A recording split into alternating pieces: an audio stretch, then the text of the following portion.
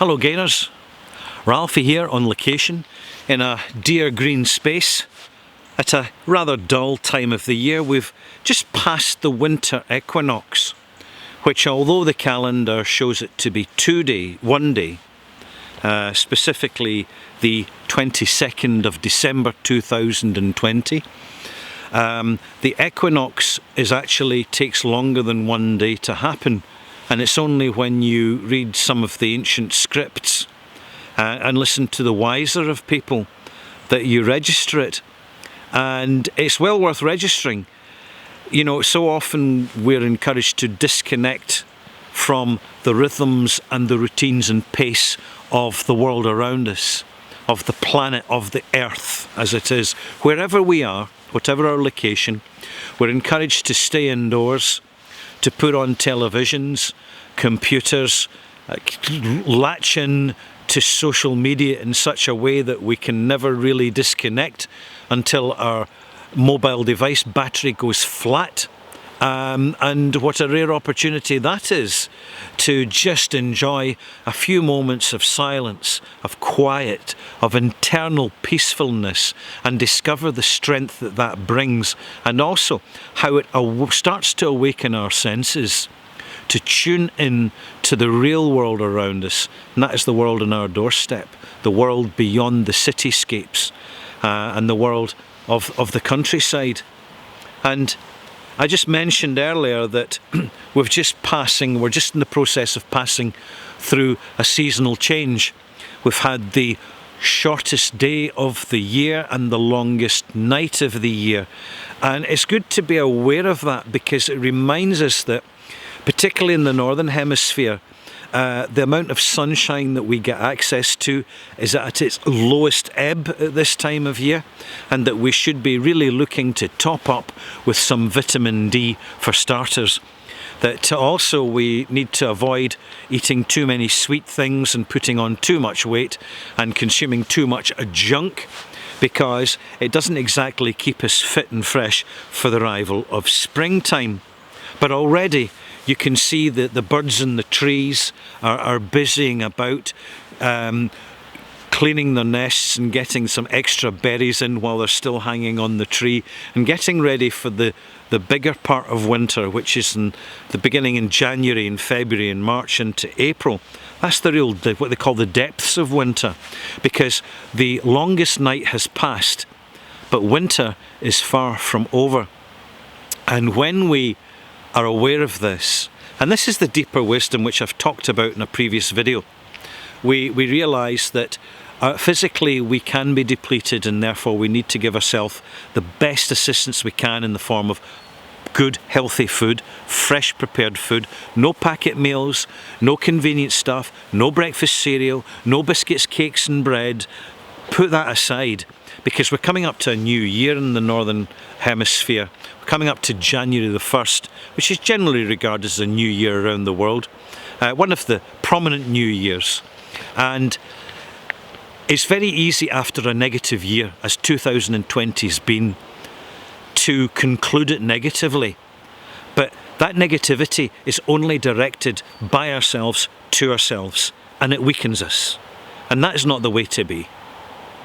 It is to understand that 2020 has been very challenging for specific reasons, and 2021 will certainly be challenging again for other reasons which have been designed and yet to have been manifested.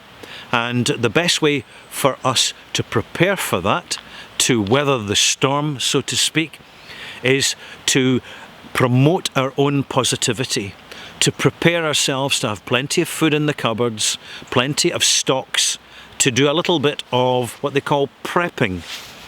No harm in that. It's not as if it's a serious financial outlay. Make sure you've got the essentials of water, of food, and a source of heat and shelter, and you've got most of what you need. I certainly, as time goes on, as I get older, I need fewer and fewer things. The distractions of consumables and cars and motorbikes and holidays, they mean less because they are less. because I'm learning more and experiencing more out of life itself, the life immediately around me, which is so wonderful and fantastic. And I noticed that the beautiful art in nature, you don't have to visit an art gallery. Just look at the leaves, the trees, the twigs, the stems, the grass, the shape of stones, the shape of dying wood, the mushrooms, the lichen, the animals, the sounds in the air. It is the whole planet is one massive artistic installation which contains so much precious knowledge and wisdom, and ultimately peacefulness. Despite the clamour of survival amongst wildlife, our human condition is really not that much different. It really isn't. And it's slowing down, it's taking the opportunity to gear to positivity. At the end of the year, to prepare for another year, is gearing up with positivity and preparation and observation and peacefulness and an inner sense of calm, not to be thrown about like ships in a stormy sea by whatever the powers that be care to throw at us. There's a way that we can move beyond that, and self-empowering is one of the greatest powers of all, because it is us helping ourselves to be more and to be better than we were, not just the day, week or month, but the year before. And wisdom is something, you know, we like to think it happens suddenly in the form of enlightenment, but often wisdom is something gradual, subtle and delicate, which morphs gradually over time. And this is why ancient cultures would refer to the older people, the wiser people, who simply had more experience of it all. And to a certain extent, that doesn't happen now, because old people get locked away, they get removed for their own safety, and that is ultimately their undoing. But that's a few words from me. They're done and dusted. We're coming up to the end of the old year and into a new year. It's a time to get the brush out, not just to brush our homes and our hearths and our the place in which we live, but to brush our mind, brush away the bitterness and anxiety of last year and the lessons we've learned, and to recalibrate, reconfigure and set things up for a better year ahead. And it would be better, it will be better, it can be better if we prepare for it. But that's down to us. Thank you for watching. If you like the content, subscribe, clicky likey and the bell too. And thank you for watching. I'm Ralphie, happy to share, and I hope you have a good day. Bye bye.